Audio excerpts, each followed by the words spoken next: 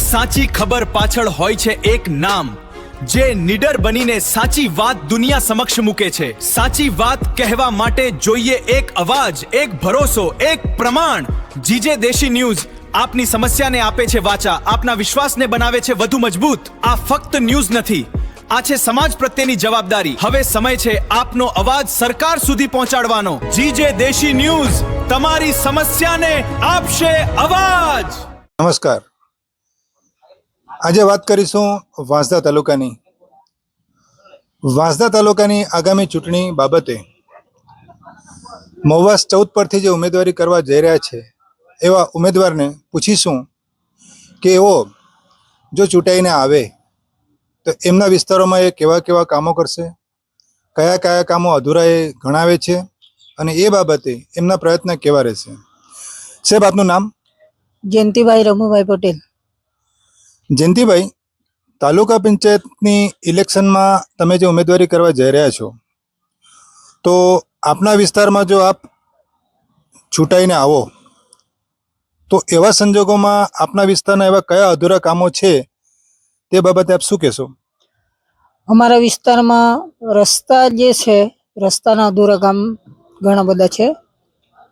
હવે અમારા ગામના એક સ્મશાન તરફ જતો, મતલબ ધાકમાળ મુખ્ય રસ્તાથી સ્મશાન તરફ જઈ નવતાળ ગામને જોડતો રસ્તો છે, જે લોકોને સ્મશાનમાં હવે મયત થાય તો લોકોને જીવતા તો સુખ નથી, મરતા સુખ નથી, એવી બધી ખરાબ પરિસ્થિતિ છે।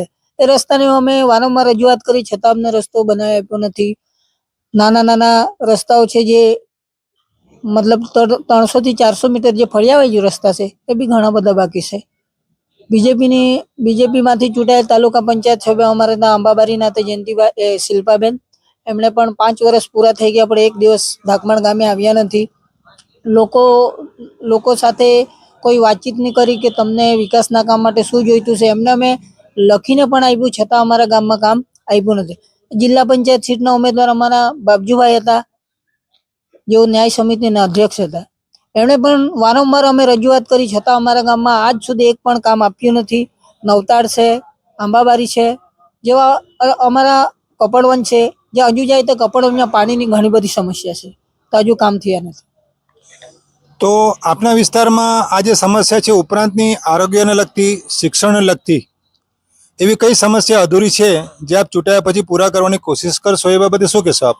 શિક્ષણની લગતીમાં તો એવું છે, જે મધ્યાહન ભોજન છે જે બાળકો માટે ખૂબ જ ખરાબ આવે છે, અમે જોયું છે, એમાં સુધારવાના પ્રયત્ન કરીશું અમે।